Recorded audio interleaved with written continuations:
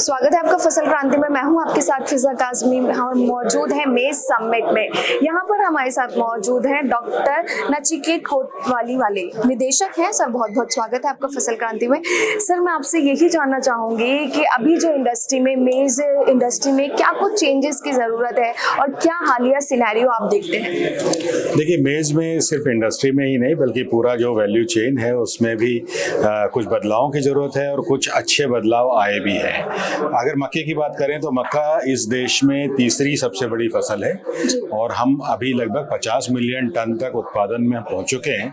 हालांकि उत्पादकता हमारी बाकी देशों के मुकाबले थोड़ी कम है और सबसे पहली बात तो ये कि उत्पादकता बढ़ानी है जिससे कि हम आगे आने वाले समय में कम एरिया में भी अधिक मेज का उत्पादन कर सकें। इंडस्ट्री के लिए बहुत जरूरी है। इंडस्ट्री में हम लगभग 60% जो मक्का है वो फीड इंडस्ट्री में जाता है, लगभग 30%, 26 से 30% मक्का है वो इथेनॉल के लिए जाता है। और आने वाले समय में जैसे हम जानते हैं कि फॉसिल फ्यूल पे हमारी अगर कम करनी है हमारी आवश्यकताएं, तो हमको और अधिक इथेनॉल की जरूरत पड़ेगी और उसमें मेज या मक्का उसमें एक बहुत बड़ा गेम चेंजर हो सकता है।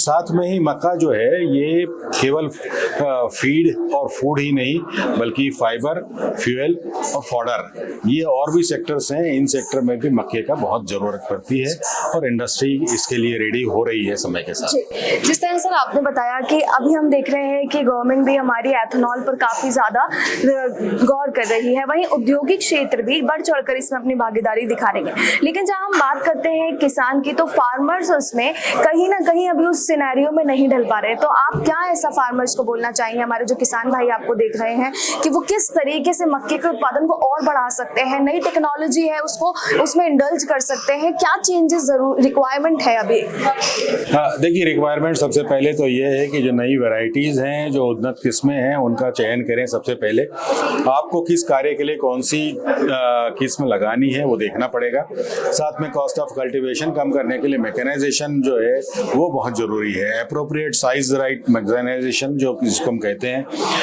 उचित मशीनों का उपयोग करना, ये बहुत जरूरी है। किराए पे मशीनें मिल सकती हैं और कस्टम हायरिंग सेंटर्स भी डेवलप करें तो किसान केवल किसान ना रहे बल्कि किसान उद्यमी बने। साथ में पोस्ट हार्वेस्ट एरिया में भी किसान को ध्यान देना पड़ेगा। हमने पिछले कई सालों से हमने देखा है कि किसान वही सफल होते हैं, वही प्रॉस्पर करते हैं जिनका एक और अल्टरनेटिव होता है, वो चाहे पशुधन पालन हो चाहे पोस्ट हार्वेस्टिंग हो। तो किसानों को उन दिशा में भी काम करना पड़ेगा। सर जिस तरह मशीनरी की आपने बात अभी की है तो चयन कर पाना कितना आसान है, और किसानों को अगर मशीनरी में बात करें तो कैसे एक किसान को मशीनरी में चयन करना चाहिए या जो उसके चैलेंजेस है उसको समझना चाहिए, अभी आप हमें बताएं। किसान को मशीन के चयन करते समय सबसे पहले तो देखना पड़ेगा कि उसके लिए एप्रोप्रिएट प्राइमर उसके पास है या नहीं। ट्रैक्टर का है, अगर मान लीजिए वो ऐसी कोई मशीन ले लेता है जिसके लिए उसको बहुत हाई पावर का ट्रैक्टर की जरूरत पड़ेगी तो फिर वो उसके लिए चैलेंज बन जाता है। दूसरा, सबसे पहले और भी प्रयत्न करें कि अगर वो मशीन किराए पे मिल सके। अभी बहुत सी सर्विसेज उपलब्ध हो रही हैं हमारे देश में, कुछ प्रदेशों में ये शुरू हो गया है जहाँ पे सोइंग, प्लांटिंग और इससे संबंधित जो मशीनें हैं उनका उचित तरह की मशीनें मिलती हैं। और सबसे पहली बात तो ये है कि अगर आपने उचित मशीन नहीं ली तो आपको नुकसान ज़्यादा होगा।